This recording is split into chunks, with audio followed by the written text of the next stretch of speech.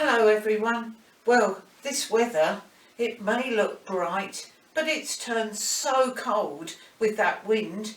I've even reverted to my knitted stockings today to warm myself up.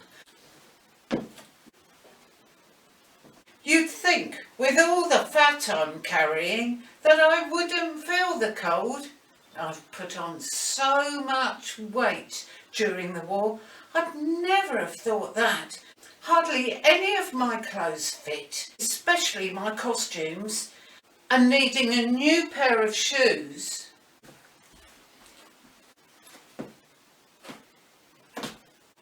I just couldn't warrant spending coupons. Oh, but my lovely friend Kitty Marsh, she managed to get some off-ration fabric. She's kindly used half of it to make me a new costume. Isn't she wonderful? Putting on weight in wartime? I'm sure none of us would ever have believed that we could put on weight following the experiences of the Great War before. But the government have really made sure that even with rationing of some foodstuffs, we can keep well fed. The only trouble is that little gland in my neck, I think they call it a thyroid, has played up on me in the past, and I'm also struggling with middle-aged stoutness. I've been having a look in my doctor's book, but the one thing it says not to eat: potatoes and bread and semolina. And of course, what are we getting so much of? And it's no wonder it's all gone on here, even though I never sit down during the day and I'm always out in my Dig for Victory garden or walking for exercise. But it's not just ladies of my age that are putting on weight, you know. I had a chat to a young wren the other day, and she was telling me that all the girls that she joined with have found that they're now bursting out of their uniforms that they were issued with when they joined up. She was telling me about the food they're given. She gets a cooked breakfast early in the morning, coffee and biscuits in the middle of the morning, a cooked lunch at dinner time, tea and cake in the afternoon, and a cooked supper as well. She said, and all the work we're doing is clerical, so we're sitting at a desk all day.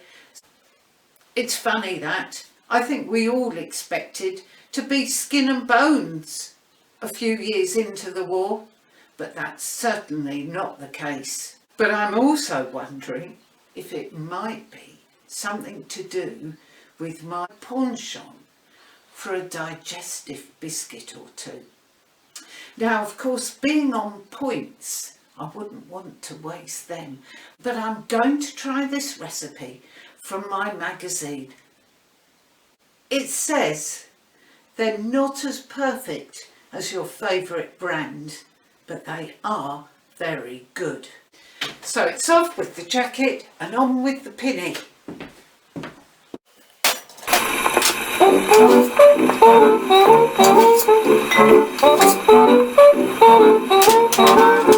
They called her frivolous, a peculiar sort of a gang, with a heart that was mellow, and all-round good fellow was my old man. Your troubles, your sorrows, your cares, she was always willing to share. A wild sort of devil, but dead on the level, was my gal. Sad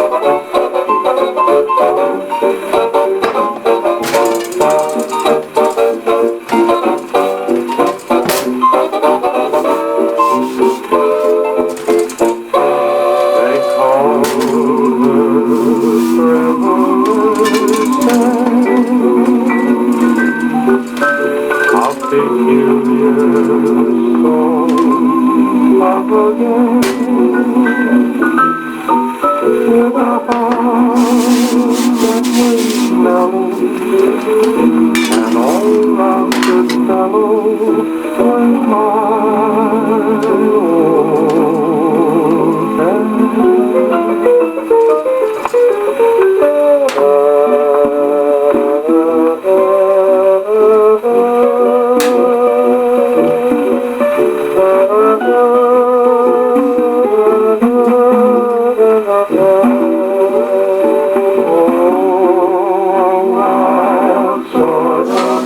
old